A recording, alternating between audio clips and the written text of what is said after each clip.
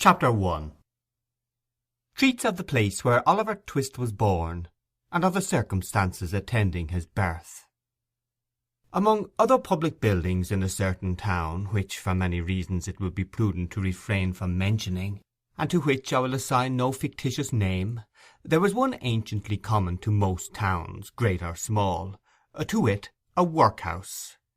And in this workhouse was born, on a day and date which I need not trouble myself to repeat, inasmuch as it can be of no possible consequence to the reader, at this stage of the business at all events, the item of mortality whose name is prefixed to the head of this chapter.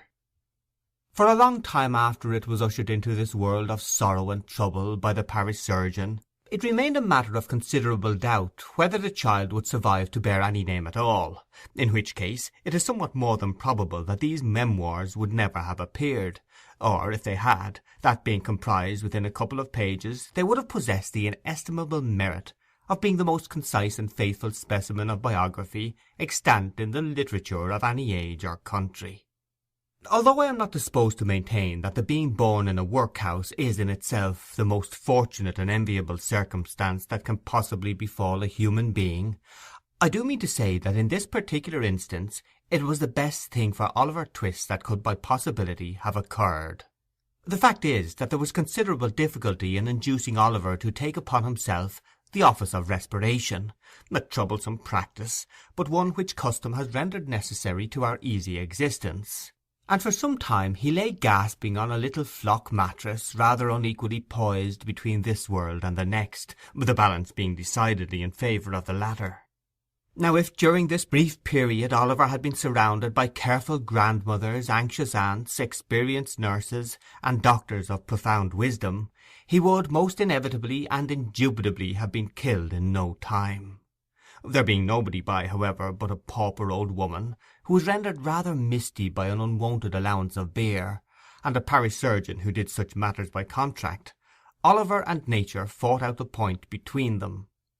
The result was that after a few struggles Oliver breathed, sneezed, and proceeded to advertise to the inmates of the workhouse the fact of a new burden having been imposed upon the parish, by setting up as loud a cry as could reasonably have been expected from a male infant who had not been possessed of that very useful appendage, a voice, for a much longer space of time than 3 minutes and a quarter. As Oliver gave this first proof of the free and proper action of his lungs, the patchwork coverlet which was carelessly flung over the iron bedstead rustled, the pale face of a young woman was raised feebly from the pillow, and a faint voice imperfectly articulated the words, "Let me see the child, and die." The surgeon had been sitting with his face turned towards the fire, giving the palms of his hands a warm and a rub alternately. As the young woman spoke, he rose, and advancing to the bed's head, said with more kindness than might have been expected of him, "Oh, you must not talk about dying yet." "Lord bless her dear heart, no," interposed the nurse, hastily depositing in her pocket a green glass bottle, the contents of which she had been tasting in a corner with evident satisfaction. "Oh, Lord bless her dear heart, when she has lived as long as I have, sir, and had 13 children of her own, and all on 'em dead except 2, and them in the workus with me, she'll know better than to take on in that way. Bless her dear heart. Think what it is to be a mother, there's a dear young lamb, do." Apparently this consolatory perspective of a mother's prospects failed in producing its due effect. The patient shook her head and stretched out her hand towards the child.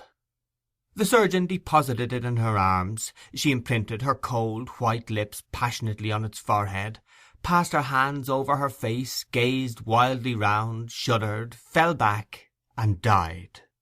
They chafed her breast, hands, and temples, but the blood had stopped for ever.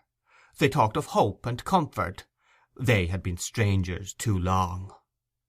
"It's all over,